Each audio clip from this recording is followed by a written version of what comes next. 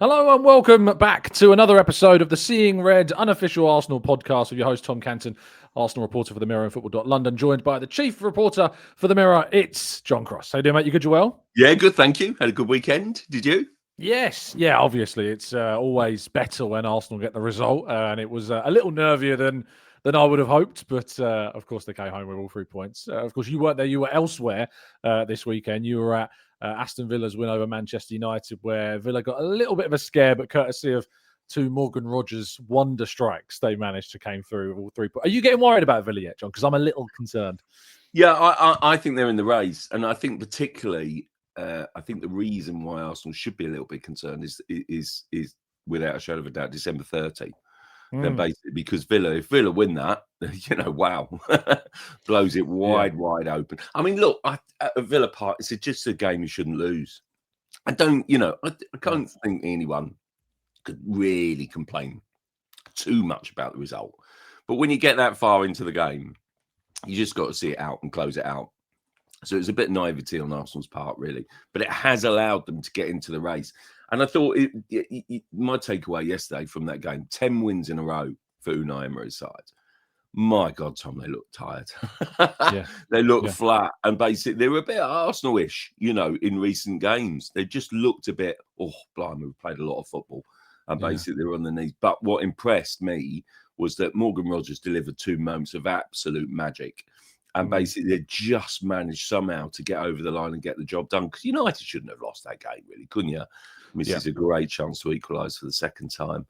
I tell you what, the other thing I thought my little interest was, there's so much talk about the new strikers and the carousel strikers, basically. Šeško, for whatever reason, it's just not happening for him. It almost made me think, I wonder whether Gyökeres might be a better fit for United and Šeško with his sort of kind of, energy and pressing base, it might be better for Arsenal. But, sometimes it's just circumstances and what works. We'll come on to Gyökeres, I'm sure. But my word, I do think it's a 3-horse title race. I really do, because Villa have an energy and a confidence right now, which is quite impressive. Yeah, 10th win in a row, 30 points from 30. Arsenal wish they could boast a record like that at the moment, especially considering the games they've dropped points in the last 10 games as well. But they did manage to come through with a 1-0 win in Everton. In my view, it should have been by more on the day. And by the way, just a slight tangent, obviously, first time at the Hill Dickinson Stadium, you can watch the match day vlog, if you like, with the experience being up there on the Football London Arsenal Facebook page. But it's quite a stadium, and certainly captures, I think. I love the fact that it's on the water. I love the fact you walk through kind of the harbour area of Liverpool to go through to get to it. I love kind of the wall, the castle wall, like around the edge of the stadium as well. Really nice kind of, really latching onto some of the historical elements of the club and inside as well. Press room's nice. Food was nice. I was warned about the food pre-game, but actually I had a really nice, it was like a pork stew with dumplings. It was really good. Good. And That was good.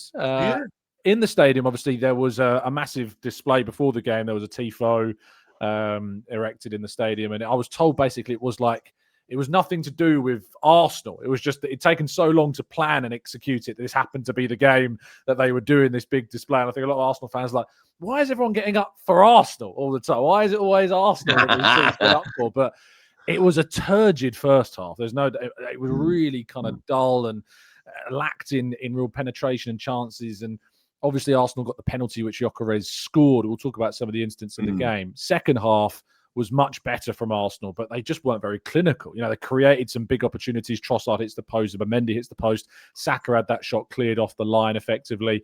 And there were some moments as well, which they probably should have done better with. But John, what were your overall takes of the performance of the game and what the result means? Yeah, I did watch it with great interest. And obviously, and it was quite interesting, actually. I came away thinking, got that over the line. And then basically, I talked to a pal, who was at the game yesterday, sort of kind of, who's actually one of the Merseyside journos, basically, a great mate of mine, basically. He said, well, Arsenal were never in danger. Yeah. And basically, which I think is a fair, and he sort of said, look, they should have scored, at least 2, maybe 3. And then basically, he was sort of kind of put a slight different reflection on it. He wasn't quite, I must say, a lot of people were sort of saying about Rice, and basically wasn't quite blown away. And nor was I, to be honest, about sort of Rice. I thought Rice had had a fine game. But I must say, I thought that Saka was well worthy of that man of the match. I love Bukayo Saka.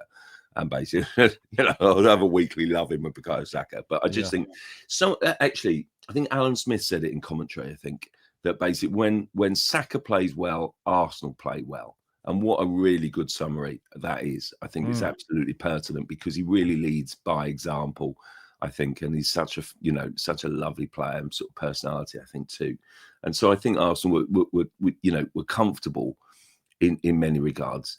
I think Zubimendi, who has been one of the top 3 players, I think, don't you agree? Yeah.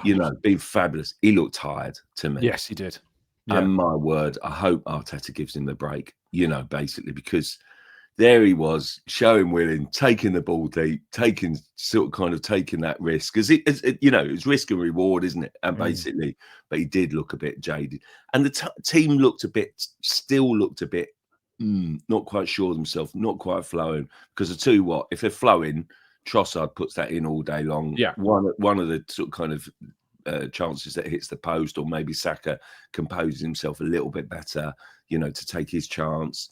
And basically, it's fine. But it felt like they needed a helping hand to get over the line. I must say, I was ever so surprised that they got away with the Saliba one, because I thought that was going to be a penalty. Yeah. It should have been a penalty. I think it's a penalty as well. I remember at Villa Park 2023 December, Douglas Luiz kicks underneath the heel of Gabriel Jesus. It wasn't given. And I remember being fuming about that. And it's effectively kind of the same action. Yeah. We got away with one big time. Yeah. And he did, it wasn't just a flick. It was a kick. No, he kicked him. And I guess a new reason, aren't they, to sort of basically not give a decision? I mean, the one earlier in the day. I mean, Chalobah on Gordon. I mean, please. What? I was messaging on FL. People say to me, "Oh, it's a shoulder charge. Where's your shoulder?" No, I mean, he's not gone for the ball. He's just slammed into the player. It's as blatant. Honestly, the consistency of refereeing could be a podcast in itself. It's just. It was a bad weekend, I think, for refs. It was a bad weekend, to be honest. So but anyway, I guess it kind of shows. I promise you win some, you lose some. And basically, I did think. But look, there's no doubt about it. I thought that on the balance, Arsenal deserved to win that game. And in any other season, right, you go to Everton, you win, you say, "Wow, that's an impressive result." That really is. So I think they've kind of got to take that positive from the game, rather than a slightly, labouring performance, which isn't quite clicking at the moment. They need a big performance and a big win, I think, to kind of spark that, flow again. Well, I said that a win wasn't enough for me in this game before it happened. I said I wanted to see a response from the Wolves' performance, and I wouldn't necessarily say I felt fulfilled in that necessarily, because even though I felt the game could have easily been won comfortably had we have taken those opportunities in the second half, overall, the sense that I get about this Arsenal team this season is they're playing with almost a fear of losing, a fear of dropping points, and it restricts them, and they're not taking risks. They're not playing it with the freedom that they had maybe in 22-23. You look at the Villa, for instance, they're enjoying being on this run. They're riding this wave and they're playing, I feel, with freedom and enjoyment doing that. And that makes you dangerous because it gives you that nothing to lose kind of element, and you're just riding a wave of momentum and positivity. Arsenal are playing, it feels like every game where I think I heard it was Paul on the Arsenal Vision podcast was saying, no team works harder than Arsenal to get a win. And I thought that was a really good way of putting it, because that's how it feels, right? No, we work so hard for everything, and it feels like we're working harder than it should be to get certain results. Like the Wolves game was a great example. This game, I think, is another. And you just need to loosen the shackles. It's why I feel if Arsenal win the league, I don't think you'll see a team have a larger weight lifted off them. And it really could be a springboard to some major success, because if they get that monkey off their back of not winning the league, it could really unleash them. What do you think about that? Yeah, I completely agree with you. Actually, I've heard. Look, I did a sort of kind of a piece on sort of for Saturday's paper, basically about sort of kind of 6 years of Arteta, and basically it's for the avoidance of doubt, because sometimes I'm critical of Arteta and bits and pieces. Yeah. I think he has done an incredible job. Absolutely transformed the club from top to bottom. Yeah, changed their outlook. But I also think then that basically he should be winning the title this season. I think he'll never have a better chance. And if they don't, that's when you begin to question, well, will they? And have they got that mentality to get over the line? And that's the key. But I still think he can do a great job. Yeah. Even up to this point without winning the title. There's two kind of separate things, and I don't think people sort of kind of need to sort of link the two almost, really. I think he's done a great job. But I do totally agree with you that basically once they get that first major trophy, and I do think, there's been so much talk in the last week or so, isn't there? Could this be Pep's last season and so on? That kind of theory was first planted about a month or so ago. I must say, Paul Hurst in the Times was, writing after a big City win that basically, could this be sort of kind of Guardiola's crowning glory? Is that what he's aiming for? And it just made me think, and there's obviously been a little bit of talk subsequent in the last week, isn't there, basically about it and so on. And I almost think you want to be doing it against the great Guardiola, because I think that would matter to Arteta. I really do, because there's no doubt about it. They're coming through, and I just feel as if, it's huge. I heard someone being ever so critical last night on the radio, sort of saying, "Oh, kind of it's it's kind of Arteta's always the bridesmaid, and basically he's kind of got to sort of provide something to kind of tangible to for all the outlay spent." Well, to my mind, he's completely transformed a vision in a club. Yeah. And basically, yes, you definitely want to be winning the trophy. Yes, you turn up the pressure and the expectation levels when you spend that amount of money. But I still think you can be a brilliant manager and a very, very good coach, without. I just feel as if at the moment that it feels very tense. Every game is like, oh my God, what are City doing? And, the pressure, and it's difficult and it's hard and it's, and it feels like it's weighing heavy and heavier on Arsenal's shoulders than any other club. What I would say in response to that is that Liverpool, I think, went through the same process. And basically they did win the league in amongst them, punctuated kind of City's dominance. And it did feel like that for Liverpool and Klopp, because Klopp had been there for a while before he won. And he obviously won the Champions League. So I kind of think it feels a bit similar. And basically, I don't think you should lose sight of that. I do worry that it's a bit mentality, because look at the squad. I do think, the one thing I would say is that basically there's a few players in that squad. Zubamendi's the signing of the summer. Yeah. And that was done under the previous regime, wasn't it? Slightly, he was a long-term target, recruited sort of kind of. Gyökeres, you're going to be judged at the end of the season whether Arsenal win the title and he scores goals.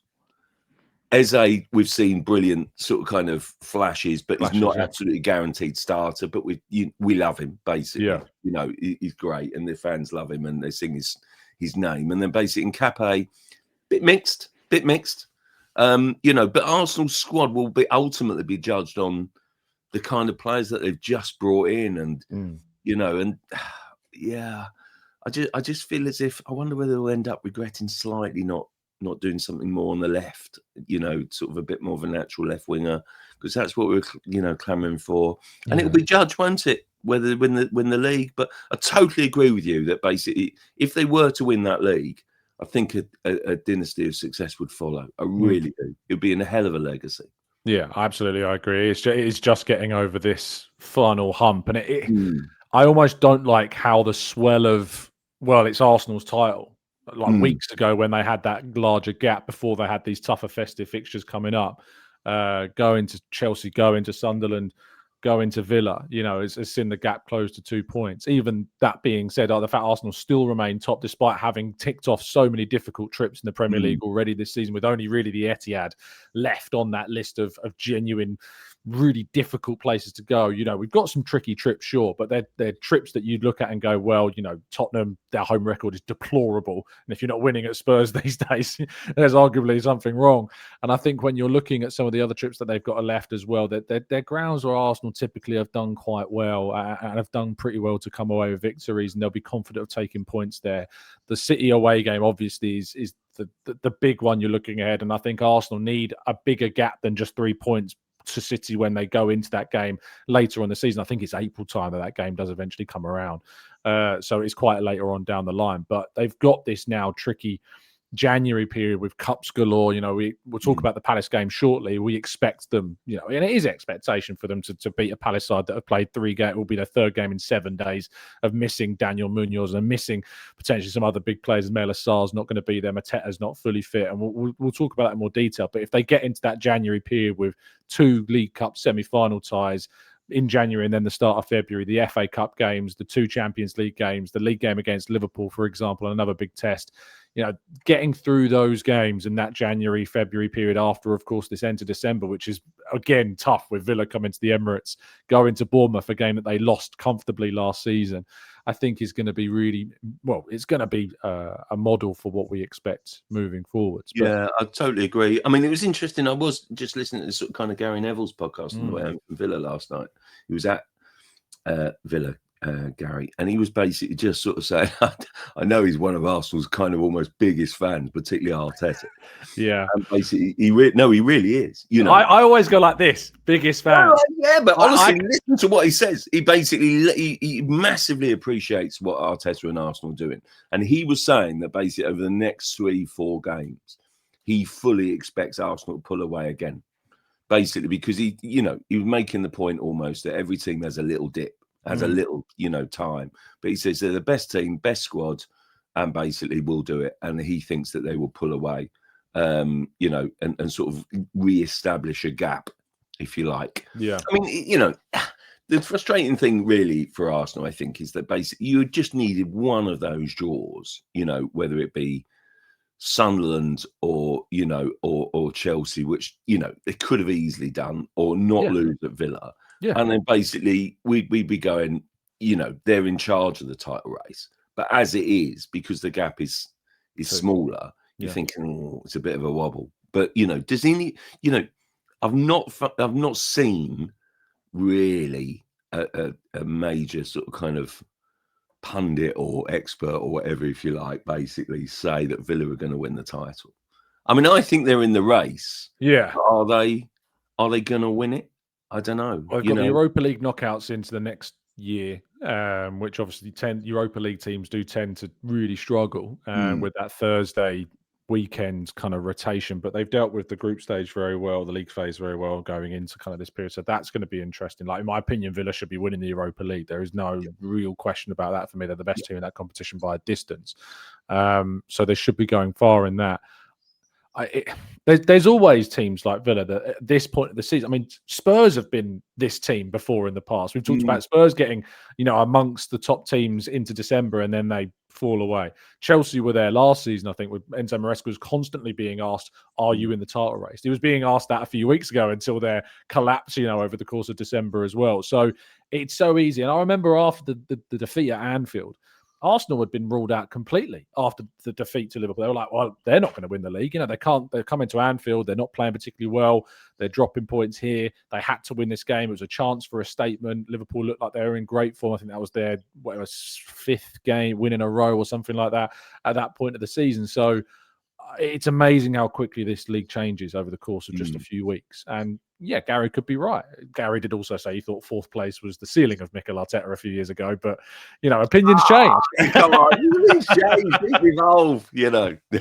I just felt like balance was I had to say it. But yeah, I've always after that comment from Gary when he said about 4th was the maximum Arteta could ever get out of Arsenal. Did he? When did he say that? Was that he said it on like an overlap thing with like a group of fans talking to him in Carragher? He said that 4th is about as far as Arteta can take Arsenal. This is the best it can get, is what was his words that he used. Yeah. And he's always said that I've always tipped Arsenal to win the league every year. When I get complaints about how I speak about Arsenal, I've always tipped them to win the league, and it's got to the point where I almost feel like he tips them to win the league, so he can say he's tipped them to win the league. Oh, I see. Okay, that's kind of where I come at it from. Yeah, no, fair dues. I was thinking a lot about this, and basically, I do think a lot of it will come down to, if Arsenal don't, yeah, and I don't want to be that naysayer, sure, then I think a lot of people will say it's mentality. Oh, And then basically because it's the nervousness. Yes. It's the kind of the constant pressure that is applied by the sort of kind of as the Sam Crockett once called them, the rabid fans, and basically it's all of that, and the expectation levels. It's crazy sometimes. And it's just relax. Someone I forget who was talking about it, and haven't sort of kind of got any sort of kind of skin in the game, but they were sort of saying about, so nervous about, rocking up to games and sort of how did City do? And just relax, because it's still not even halfway point. And basically, I do think there's going to be a lot. If they don't, bearing in mind so many people have said it's all Arsenal got the best squad by a mile, I think that it's only fair then to then say, well, actually, it's mentality. And Guardiola, there's no doubt about it. In my mind, he's the best manager of the Premier League era. And people can say all they like about sort of kind of the spending and what you get on sort of social media as soon as you mention sort of kind of Man City. But he's been a brilliant manager for them, absolutely exceptional. And basically, the one thing he does is bring a gravitas, a belief, a stature, and a confidence with that team. Then that basically is the reason why that they're back, because honestly they've got defensive frailties. Yeah, they really have. But if they get over the line this season, it'll be because it's experience and it's confidence and it's the manager's inner belief. And I think that then unfortunately will be leveled at Arteta. Is he a manager that can then actually instill that belief to get this squad over the line? And that's why I think as a manager he would be questioned. There's no doubt about it. He would be questioned. Listen, they're in there fighting, but there's an ominous feel about City right now, which is why I do still, kind of still think they would be my favourites to win the league. Yeah, I absolutely get why yourself and others still put them as favourites. And Arsenal, I think, became my favourites because of the gap that was opening up and how strong they were looking. And those results against Sunderland and Chelsea, and most importantly the Villa defeat as well, was a humbling experience, I think, for those that were really putting Arsenal very much up as the almost as if they'd already won it, and it was feel like it was just a matter of time, or even just a formality that they were going to go on and win that title. But I still think that they will, in my opinion. I still think Arsenal will win the league. And it's good to hear, Gary saying and others that Arsenal, they expect, will pull away in these games. The question will be is if they don't, well, where does the conversation go then? And I think you are right about the mentality. It bleeds back to what I was saying about the Everton game. Is I felt there's just a tense feeling about how Arsenal play. I don't want to say that they play with the handbrake on, because they're not playing with the handbrake on necessarily. There's maybe a little bit of that, but it's more a fear for me of making a mistake, playing the wrong pass. There are the amount of times where I think there was a free kick in the first half that we had where we went short, and when you've got a player like Rice who can deliver an amazing ball into the box, they went short to Zubimendi, passed it round in kind of that U shape, and then it was back at David Raya's feet. And you're like, they're the moments where you're like, that's such a good example of them not taking the chance to put the ball in the box or to try something different, and instead it just goes back the safe option. And I think the Everton game was a great example of the passive nature of a lot of what they do. Hopefully it improves in the weeks to come. Just the last thing on the Everton game that we both wanted to talk about and address was the chanting from, and I always think it's important to say, some of the Arsenal fans. I think sometimes people can be guilty of saying from the Arsenal fans. It was some of the Arsenal fans. It wasn't all of them. It wasn't even a majority of the Arsenal fans in there. And from a personal experience of being in the stadium, there was a point in the ground where I heard some booing from the Everton fans that was nothing to do with what was going on the pitch. And I asked a colleague next to me and said, what are they booing at? And they didn't know. And I didn't find out until yesterday what the chanting, or rather what they were booing, because there was a lot of posts online specifically. And the chant that was chanted was "Feed the Scousers," which is not a new chant by any stretch of the imagination. It's gone on for many, many decades. And obviously it relates to the associated poverty in the Liverpool area, which has significantly improved, over the last 10 years in particular. And actually the unemployment rate in Liverpool compares very well against the UK average these days. However, it still remains a prevalent issue in Liverpool, as it does loads of places across the UK. And at this very festive period of the season as well, there's just a distaste to it that I think needs to be condemned. I personally condemn it. I don't think it should be done. I think it's one of those old chants that needs to be put to bed, like many things we've seen in other chants associated with Arsenal and particularly Tottenham as well. But John, I just want to get your opportunity to speak on it as well. Yeah, I was appalled by it, actually. And I thought the TV, actually, you were very much aware of it when you were watching the game on Sky on Saturday night. And, you could hear it, the chant. Okay. And then basically you could also hear the reaction to it. Everton quite very cleverly, put something on this kind of on the giant screen, didn't they? Basically to kind of highlight the issue that they were indeed sort of kind of supporting food banks. And Everton, I have to say, blow my mind about what they do as a club in the community. They're absolutely. I've seen it at close quarter, and they are up there with the best, if not the best, in the Premier League, are basically connecting with the community. It takes me back to, being a fan in the 80s. It's cliched, it's outdated, it's a very, very offensive and wrong stereotype, which is appalling, frankly. It was wrong then, and basically back in the kind of, in the sort of kind of Thatcher's sort of kind of 80s, and it's wrong now. And basically it's ridiculous, and I hate it. I actually heard it, a previous game recently, and it's, not involving Arsenal. And basically I just think it's horrendous, and people singing it should be embarrassed about it. The reason it has to be highlighted, in my view, and basically talked about as we're doing now, is, I agree with you, is generally a small section of fans. I get annoyed about kind of people grouping together the media, let alone kind of a whole section of fans. So I'm sure that basically it is, and I'm quite sure it would be a small section, because most right-minded people won't be thinking that and singing that. It's almost become a habit, and that's what you have to shake, really. I don't know that basically people really singing that. They're just basically doing it because it's just there. It's what you do. And that, and they're being dragged along by it. And basically it's really offensive. The reason you have to highlight it is that basically, I always remember, years ago, a couple of really bad anti-Semitic songs that were sung by, Arsenal fans at Spurs games and beyond, frankly. And basically, looking back, I cannot believe that basically those were sung, really, and they're not really now, basically, those, but two I'm thinking about in particular, because it was highlighted, because it was exposed, and because it was talked about. So I really found it so offensive, and basically, and I love Liverpool as a city. It's brilliant. And basically I love going, and basically that doesn't talk to me what I know about Liverpool whatsoever, not at all.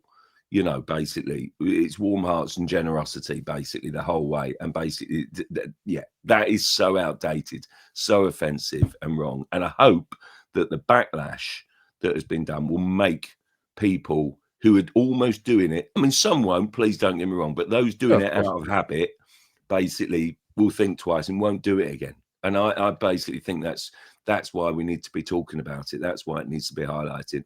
I mean, honestly, Arsenal do some good stuff around the kind of the food banks, and basically I sort of, try to sort of post, sort of go and support that.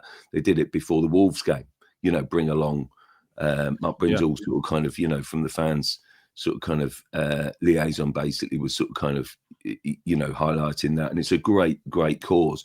So we can't on the one side say that's a brilliant cause and then sort of kind of ridicule it, on the other. It's just wrong, and it really needs to be stamped out. Go and have a look at kind of your social history, and basically, and it's just horrendous. I think a terrible chart. Yeah, I mean, Arsenal just recently celebrated, 40 years of Arsenal in the community. They do so much as a club, and a lot of people, not just employees and members of the club, but the fan base as well.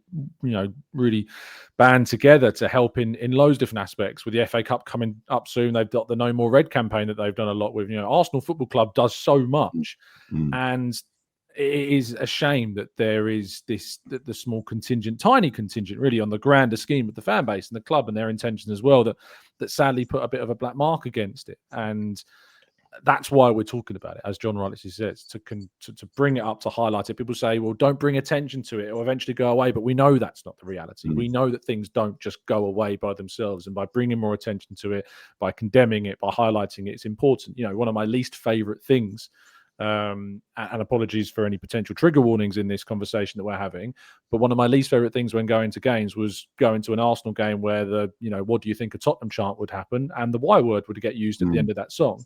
And it pleases me today that if I think back to when I first was going to games as I was a young fan, what would happen at the end of that chant and the volume of people using that word at the end of that chant compared to the number of people that do it today. It still happens, very sadly, but it's a significant smaller number of people that do it. And I think people make a real effort not to join in with those that still decide to, in my opinion, wrongly do that. And I think that's important.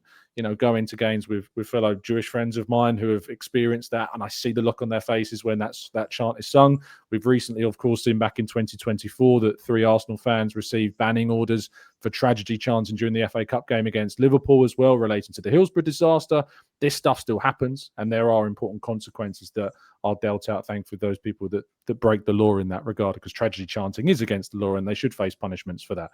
So hopefully this, again, there is a spectrum of seriousness to the chants we're talking about. It's not okay to just say it's football banter and it needs to be moved on, because that word banter just unfortunately is used as some kind of excuse to cover up some pretty awful behaviour. Any final thoughts, John, just before we move on? No, I completely agree on the banter thing. It's too much of an excuse. It's an easy excuse, and basically I don't like it, and basically it brings us back to the original point. But it is so offensive.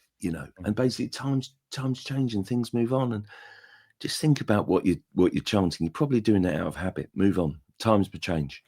Yeah. You grow up. You look back on things you did yourself when you were younger. You think, I wouldn't dare of doing things like that now, because you grow. And then also you feel this kind of the backlash on sort of social media, and you sort of think, Arsenal fans don't want to be portrayed as the bad guys. They're a brilliant fan base, absolutely sensational fan base. The travelling support, I think, is right up there with the best. Absolutely, basically fabulous support and brilliant, absolutely brilliant. Home and away, loud, incredibly supportive. You don't want to be associated with that. Indeed.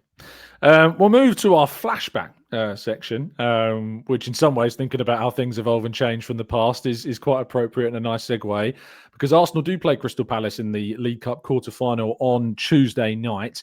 And I'll just jump in quickly first, mine, John, because it's more recent, but I think there's a lot of emphasis on this game about potentially Gabriel Jesus. Mikel Arteta was asked a lot about Gabriel Jesus after the game against Everton, as we did the pre-match press conference in the immediacy of after the game.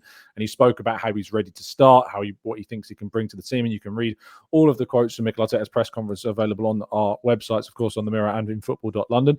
So go and check that out. But Gabriel Jesus was big last season for Arsenal in these games. Arsenal played, ironically, Crystal Palace in the quarter-final of the League Cup at the Emirates last season, and Gabriel Jesus got himself a hat-trick in that game. Not only that, but he scored 2 goals in a massive win away from home at Crystal Palace as well last season, that 5-1 victory. So he is a man for the occasion when Arsenal play the Eagles, and if he can repeat some of those feats in tomorrow's game, Arsenal will be well on their way to yet again another League Cup semi-final. But I think you want to go a little further back, John. A little, but not too far. I do remember some wonderful games at Highbury, sort of against Palace. Big scoring, entertaining games. But I wanted to go a little bit more recent, which was back to a Friday night, right at the start of August 2022. And basically, Arsenal won 2-0 at Selhurst Park. And I was there. It was a glorious, sunshiny day. And basically, slightly irreverent. If we want to talk about press food, then frankly, the best press food in the Premier League, just as a dish, rather than sort of kind of almost the thing, is the jerk chicken at Selhurst Park. Unbelievable. Anyway, I digress. But basically, it did tee me up and give me an appetite for a wonderful game of football, which was basically won by Arsenal 2-0, August 2022. And basically, I tell you why I've picked this game. And Martinelli scored an own goal, basically won it 2-0 for Arsenal. I tell you why I chose this game. It felt like the beginning of a new page for Arsenal under Arteta. You had, and I was just looking at it now, Ben White, if you remember, at right back, because then all of a sudden you had Saliba, and oh my God, where did this guy come from? And basically, he'd obviously been at the club for a bit on loan, and he just looked wonderful, majestic, strolling around the pitch and then breaking into a sprint, and he just looked, wow, oh my word, it just blew my mind, basically. And I just thought he was superb. Gabriel sort of, there alongside him, and sort of, Partey, Odegaard, Xhaka, and it just looked a lot more like the kind of the Arteta, and that obviously was the beginning of their first real title, challenge, I would argue. And basically, it was just, I thought, a really significant night. It set Arsenal off on a really strong winning run at the start of that season. And I just thought that was almost the kind of the trigger, if you like, for Arteta turning Arsenal into real contenders for the title. And, they finished runners-up that season, done it subsequently twice. But that felt like a bit of the start of a new era, and that's why I picked that one out. I agree with you. I didn't expect, though, that season to turn out the way that it did. It was very much a season after the disappointment of missing out on Champions League qualification in the 21-22 season with the All or Nothing documentary season, that Arsenal had to qualify for the Champions League in 22-23, and they did at a canter, because no one expected Arsenal to go as far as they did. And had they maybe not have lost William Saliba in those last kind of parts of the season, it would have been huge. And you're right to highlight Saliba's introduction to the Arsenal first team that game, because it was just from the off, and he's just never looked back in terms of the quality that he's brought. I don't think necessarily he's taken his game to a much higher level than we saw in that game, because he was so good already from the off in that game, and already showed so much of the world-class player that we think him to be now. And I think Ben White played right back as well that game. He did. It was a new, and I was thinking, what's going on here? To be honest, Ben White, who was brilliant the previous season, to be honest, I was thinking he's not going to stomach that, but he's made right back his own, hasn't he? That relationship with Saka, he's facing a massive battle now with Timber, but my word, he's a good player, Ben White, and basically, it just felt different. Tom, I will always think back. I think it was after a win against Everton, which basically might have been a midweek game. It was certainly a midweek match. But I always remember walking from the press room to the tube, basically, and there was a couple of random blokes, and they were sort of saying, the wonder in their voices, basically, that season. And it always makes me laugh. And basically, I always think back to that, because it was so unexpected, that title challenge, and it came from nowhere. And they were basically going like, oh my God, I can't believe this. Yeah. If we, I'd give anything to do this. Didn't expect it this season. But basically, if we could do this, it would be amazing. But we'll be back next season, basically, even if we don't. And it was just the wonder in their voices. It's hard to express it, but I just thought it was brilliant, because it almost sort of kind of, defines what that title charge was about, basically, that season. I miss that feeling, because I had that feeling that season, because it doesn't feel that way. It feels, as we've kind of talked about the Everton game, there's an expectation now. There's pressure now. It's not a surprise. It's not this is nice, isn't it? Like, we're winning every week and we're top of the league. Now it's Arsenal top of the league by 2 points, and we're panicking. We are we are fretting about being 2 points clear of Manchester City at Christmas, because of just the weight of expectation. And that's what happens. It's like, you have this shock season where you get up there, but then it's not the surprise. It's not the free hit. It's not that we've got nothing to lose. This is great. Whatever happens, happens. It's now, if it doesn't happen, what the discussion is after that season is night and day compared to what was happening after that season. And I sincerely hope that Arsenal, as we were talked about already, is on to go over, pre-trodden ground. But it's so important that this season that they do end up achieving that. And what that nicely kind of brings us on to is, while there's all this focus on the Premier League and what that game was, is that this game is obviously not a Premier League game. It's a League Cup game. And always, I find with the League Cup, every single season, the same question gets asked to Arteta, and it did get asked after the game against Everton ahead of this one, which is, how much importance do you put on the League Cup? How important is this competition for you? Where in your list of priorities? That's probably me, Tom, to be fair. They were direct quotes. But no. So, John, let me throw it back in your face. Where on earth is the League Cup as a priority for Arsenal, and how much should they be putting on this? And are you one of them that goes, get rid, focus on the league? No, I'm not. But I personally don't think that basically it should be a two-legged semi-final. It's almost a distraction than that basically the clubs don't want or need. The EFL have been open to changing that, I feel, for a while. But because the Premier League and much more importantly, the Premier League clubs don't want to kind of strike a deal, they've not been able to agree. So come on, the Premier League clubs will moan about the games, but then not actually do what's needed, i.e. find a deal. So they can't, moan all you like about the TV fixtures and the kind of the schedule, but they take the TV cash. So kind of my sympathy only goes so far, basically. But I feel really, really strongly about the domestic trophies. And I felt that basically, let me put it this way. Arsenal at the end of last season, blew up, and basically it wasn't a very satisfying season at all, was it? Yeah. But if Arsenal had won the Carabao Cup, I do think it would have put a different reflection on the season overall. 100%. And basically that's where I'm getting at. I think the FA Cup in Arteta's first season at the club effectively gave him credit and cushion for the next 2 years, in my view. It was very difficult 2 years, but it did, and it meant the world. And that's why I still think the Carabao Cup, when look at the heavyweight semi-final lineup so far, Man City, Newcastle, Chelsea, and then one other. And that's why, I do think that basically clubs still take it seriously. It's a serious competition. And basically that's why it matters. And I would be that person asking that of Arteta, because I do think it just provides a trophy to celebrate. The open top bus parade is there, and basically it does mean a lot. And blimey, fans were ridiculing Newcastle fans for celebrating the Carabao Cup in the way that they did. I just thought it was fabulous. I just thought it was wonderful. And I just think it does mean a lot. I'm very, very passionate about it. I like the Carabao Cup, and I like it as a competition. And I do think it's incredibly worthwhile winning. And I think it's of great value to Arsenal. Yes, this week might feel a bit painful simply because in an ideal world, you'd get a full week off and basically build up to Christmas. But then they had that last week, and particularly it didn't change things greatly, So I do think it's worth it. But then basically, it's one of those where I still feel it's got a big important part to play in English football. I really, really do, and I passionately defend it. And I actually quite admire the way that Arteta sort of kind of might rest players early in the rounds. I'm sure he'll rest and rotate against Palace. That's obvious. But generally, he takes it seriously and wants to win it and sets out with a sort of a winning attitude. Look at Arsenal. Arsenal's record in the FA Cup. They're the record winners. And basically that's what it means. Arsenal's record in the League Cup is pretty dismal by comparison.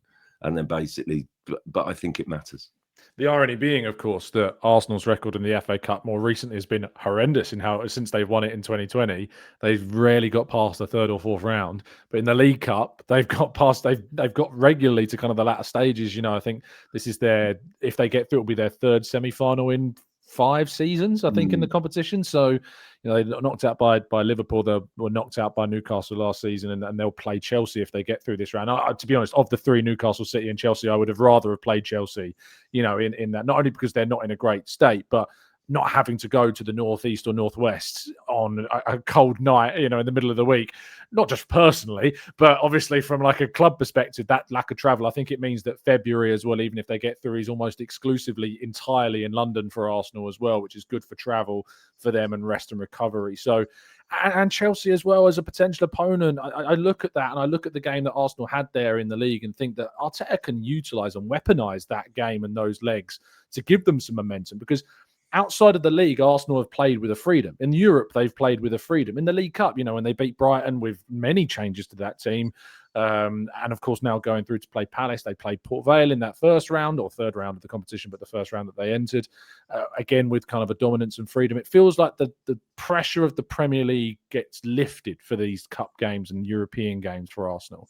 And I think tomorrow, if I'm picking the team, I would make a lot of changes from the side that played Everton, knowing the Brighton game's coming up. I think I wrote down the side earlier. I think I'd made 8 changes. Go on, what's your team? What's your team? So the team is Kepa in goal. Yeah. I think you have to play Timber because I don't really see too many other options. I did put Norgard as my right centre half because I thought he played well in Bruges. You can give Saliba a rest, who's only just come back from injury. I think you have to pick between Saliba and Timber, so I'm picking Timber. Nkapie still as left centre half. Rest Calafiori and play Lewis Skelly as the left back. Rest Zubimendi, but move Rice into the 6 role and then play with Eza and Nwaneri like they did against Port Vale as the 2 10s.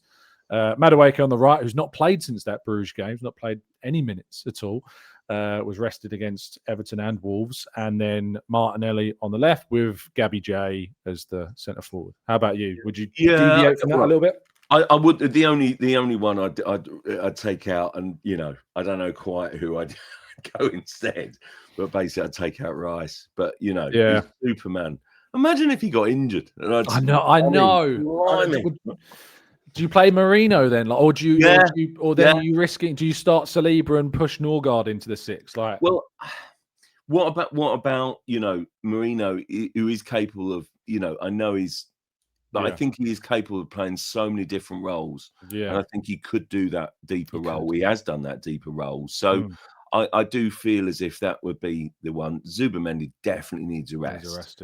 The one that we were going to talk about a little bit, weren't we? About Ethan Nwaneri. And basically, I as a long-standing football fan, right, I don't think there's anything better than seeing an academy graduate and product come through. And basically, we're getting very excited about Max Dowman at the moment, aren't we? And it's such a shame about his injury, which is a heartbreaker for him. I mean, basically, however it's happened, I think he scored a goal and an assist in that game that he got injured, and it was a brutal tackle bowler counts. And basically it was, he's out now for a while and so on. So I think he would have been playing in this game. But basically, he's almost been elevated to this sort of kind of status, which Nwaneri held last season. And then basically, I think that Nwaneri is such an exciting player and such an exciting sort of kind of, wonderful sort of kind of character and sort of kind of. There was definite doubt about his future in the summer when he had numerous offers. Dortmund was a big one that he could have gone to, and basically, Arsenal at some stage have got to say, well, while you can't make a promise over games, you'll get your opportunities, and they've been few and far between this season. They really have, and that's so disappointing and so difficult, I think, for any young player to have. And it was. I do have a little theory on why he's not played more, and that's all to do with pressing. Yes. And they're basically, I just feel as if, it's so obvious to me that basically Arteta demands from Odegaard to lead the press and basically wants his 10s to work exceptionally hard and basically go and press. Now, I just feel that Nwaneri is not quite that player and probably needs to be coached. I think Nwaneri is so super skillful. Yeah. You can see his football brain working, and it's just beautiful to watch. He's a beautiful, elegant player, isn't he? And basically, but there's some players that are going to be, and I guess in an ideal world, that sometimes when you see a young player come through, you put them on the wing and they learn the role that they want to play. Which happened with Nwaneri. Absolutely, and but there's no doubt about it. He would, if you're going to play him basically on a wing, it would be the right. So now he's up against Saka and Madueke. So it's difficult really, but I do think it's all about that pressing and and learning and sort of moments and so on. But I do find it a bit sad really what's happening at the moment, because it's just, I know it's about competition for places. But I used to love, players coming through, you know, sort of whether it be David Rocastle, used to love Paul Davis or, you know, whatever, you know, it's just fantastic. I love Rocastle, brilliant. And basically, but they got to have that opportunity. And I just feel that with Nwaneri, he needs a run, doesn't he, to kind of, because I'm sure that they're sort of telling him and coaching him, and they're probably. I bet he's finding this season hard, and I bet Lewis Skelly is as well. But you know, and basically, I wonder sometimes whether it's sort of kind of it's almost learning that valuable lesson from the sidelines. But I think that's a bit patronising to say. But I really hope Nwaneri makes it, and I really hope he shines in this game because he's such a special talent, really amazing player. I think I love him. You know, I love watching those young players graduate and come through. It's great. Yeah, agreed. I'd be gutted if he doesn't start this game. In fact, it'll be probably one of the first questions I think of asking Mikel afterwards if he doesn't, because you're looking at. I agree with you completely on why he's not played. I know a lot of people kind of go to the Arteta doesn't trust him kind of element. I don't think it's that. I think it's a specific part of Nwaneri's game that he's struggling to kind of put the emphasis on, which is, as you say, his pressing, and I think is his defensive work rate as well. Because if you're playing in the middle of the pitch, not being protected by playing in a wide area, as he was when he was first coming through, you have so many more. You're basically, your responsibilities double when you're playing in the middle because you are so much more lent on to be a force in both areas of the field. And if you look at Arsenal's most recent games, 1-0 against Everton, 2-1 win against Wolves, defeat to Villa. It was only 1-0 until the 90th minute, home against Brentford before Saka scored. 1-1 against Chelsea, that narrow game against a very good Bayern Munich side. And I think the last league game that Nwaneri came on in was the Tottenham game. I'm pretty sure it was the last time we saw him in a league game. He might have come on late, maybe in the Brentford game, but I can't quite remember. I don't think he did. And I think that the reason why he's not coming on mainly is because of the game states that we're finding ourselves in. They're very narrow score lines. The difference between winning, losing, or drawing is very tight. And I don't think Arteta necessarily looks at Nwaneri. Yeah, the last game he played in the league was 2 minutes against Spurs. Before that, it was 18 minutes against Burnley when we were 2-0 up at half-time in that game. And he had a moment in that game at the end where he lost the ball on the edge of the Burnley box and Burnley counter-attacked and nearly scored. And I think that moment's kind of stuck in Arteta's mind that he can't necessarily lean on Nwaneri to come off the bench in these tightly contested games and not think, yes, he might give us something going forwards, but he takes away from what he is replacing. Like Odegaard will battle both ways.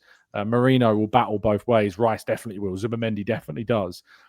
Even Saka, to a lesser degree, does on the right and has learned to do that more so in recent seasons. But Nwaneri hasn't yet shown him that he can do that. And so I think in those tightly contested scorelines, he's not confident enough to bring him on.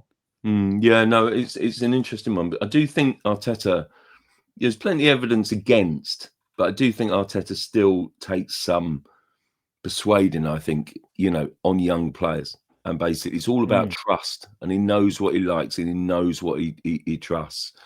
I think basically in that first season of title challenge we were talking about before, when they had a very kind of almost a weak bench and didn't have a great deal of backup, just he put some kids on that never get on. It was who was the fullback? I can't remember now, but basically he just never got on. It was a record of game, wasn't it? Do you remember?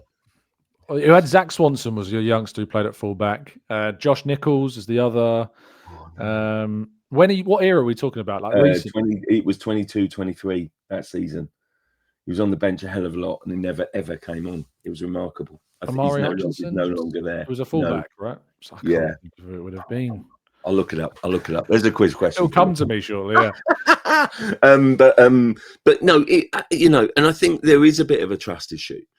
Ruel Waters. Yes. Yeah, it was Ruel Waters. Yeah. Yes. And basically, I just feel that they're going to sink or swim, but that's the joy of a player like Nwaneri, who is an outstanding talent, one of English football's best prospects. He's got to find his head. I tell you what, if he doesn't get game time, they've signed him to a long contract. Loan him out next season.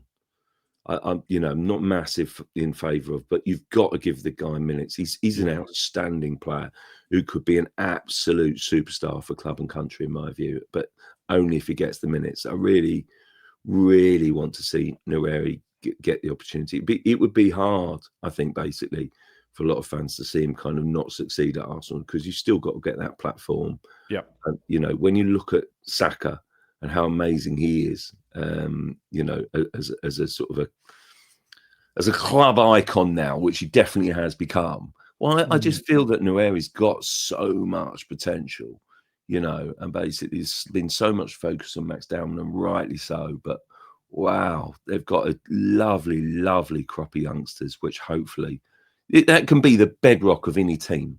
You know, basically, I want Nwaneri to kind of be that special talent still.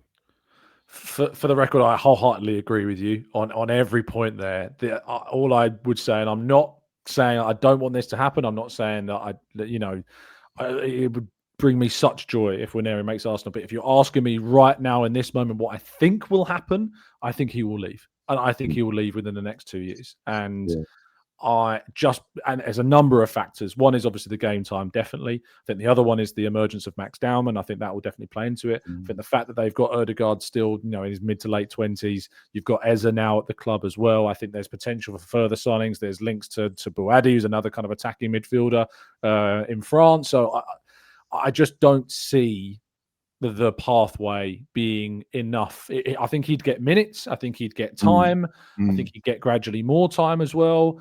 And the elements as well, the other factor being that he doesn't have under this manager that trust of the defensive side of his game and that pressing side of his game. I think there's a lot going against Ethan Nwaneri. And I just feel as though, because of how close we know that he was to going in the summer, that shows you that there is a willingness as well. He's not like desperately tired like other players we've seen in the past, stayed longer than they probably should have done because they just desperately wanted to make it at Arsenal. And he does want to make it at Arsenal, but he's also got an open mind to the idea that may not happen, and it might be best for him to find that elsewhere. So, no, you're breaking my heart. Sorry, but that's I feel a good compromise would be loan him to a European club next season. Yes, Dortmund have made a habit of it, or kind of, you know, taking young English talent. I don't know whether they'd still be open for that, because, you know, Leipzig have as well. Yeah, absolutely. Yep. Just because he'll basically go somewhere and rock their world. Basically, I think he's a lovely player. I love watching skillful, elegant players, and he's beautiful. Yeah. Beautiful. And he's got great shots from outside the box as well. Like, he's a pinger shot. He's sort of kind of signature tune, basically. He's out in the right wing, cut inside onto that beautiful on sort of almost on the sort of kind of on the edge of that corner of the penalty box, and then curl it left-footed into the far corner.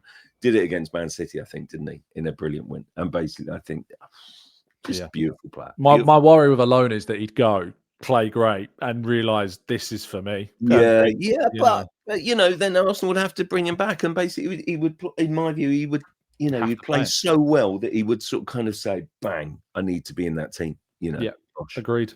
100%. Let's get predictions for tomorrow's game against Palace then. What scoreline you going for? Is it a dreaded draw? You can't pick a draw, mate. It's a cup game. Isn't it? Oh, God. It worries me that I think Arsenal will win. So, basically, that's cursed it, isn't it? Basically, that's cursed it. It's interesting at the moment, Palace, because I did, watch with interest their game against Leeds. And their record recently hasn't been great, has it, actually, Palace? They've just lost a little bit of momentum. I think games are catching up with them. And I wonder whether that will then basically put more emphasis on Glasner to kind of put an even stronger side out. And basically, because, maybe the league is fading a bit and, saying, I really want to win this. So I think that'll be an ultra competitive game, really competitive game against a very mix and match Arsenal side, I would argue. But, I still feel as if Palace have had a lot of games, and it'll be a test, I think. Yeah, I'm just longing for a comfortable Arsenal win, so I'm going to manifest it now and say that's what it's going to be. So 3-0 Arsenal. You heard it here first. Not tempting fate in any way, shape, or form. John, thank you so much for your time, mate. Really appreciate it. Tell me where they can find you, and of course, what you've got coming up that people should check out. Well, no, I'm not a lot really. I've got a few days off actually. Never take Christmas off, but I shall be watching it and basically enjoying my football right across the period now. So back on duty next weekend, but I shall be all across Arsenal Palace. Actually, she'll watch that with great interest. I love this time of year, and basically, I absolutely love it from a football perspective. And I felt really strongly about kind of Boxing Day. I think it's a bit of a shame, and basically the way those games are spent. It's definitely a kind of a bit more of a calendar issue than killing off basically Boxing Day football. But even so, I still think it's a bit of a shame. Couldn't they manage one more game on the 26th? But but even to give us a bit more of an even spread. But I'm really looking, I love football this time of year and sort of kind of following it. So that's what's going on in my world basically. What about you? Yeah, well, I am in protest of the Boxing Day absence of the Premier League. Other than the Man United game, I'll be heading over to Carrow Road actually to help follow, or just kind of not support, because I'm not a supporter, but just lend my voice and claps to Charlton, who is obviously the team that my wife and father-in-law are very much huge supporters of. So I'll be there and hoping they can get a win, because Nathan Jones has kind of had a little bit of a chaotic campaign with them. I'm like shock horror that Nathan Jones has had a chaotic season. But yes, so that'll be interesting. In terms of pieces, of course, if you want to check out what Mikel Arteta did say ahead of the game against Palace, you could do so with the Every Word on the football.london website. There'll be further updates and more information in that in print tomorrow morning in the Mirror as well. So go and check it out. But thank you for listening. Thank you, John, for your time, as always. Top man, lovely to see you. Happy Christmas, everyone. Happy Christmas. Yes, we should say that. It's our last show before Christmas, so we'll be back. I think next Monday we're next around. Monday, yeah, absolutely. Yeah, count on it. It's a date. Indeed. So make sure you check it out. Drop a like, subscribe, all the usual YouTube stuff. Drop us a review. Let us know what you think we should be talking about. Let us know what you disagree with, and of course what you've agreed with as well. And give us any feedback that you'd like. So we'll see you soon. Stay safe, stay well, and have a merry, very, very, very, very merry Christmas.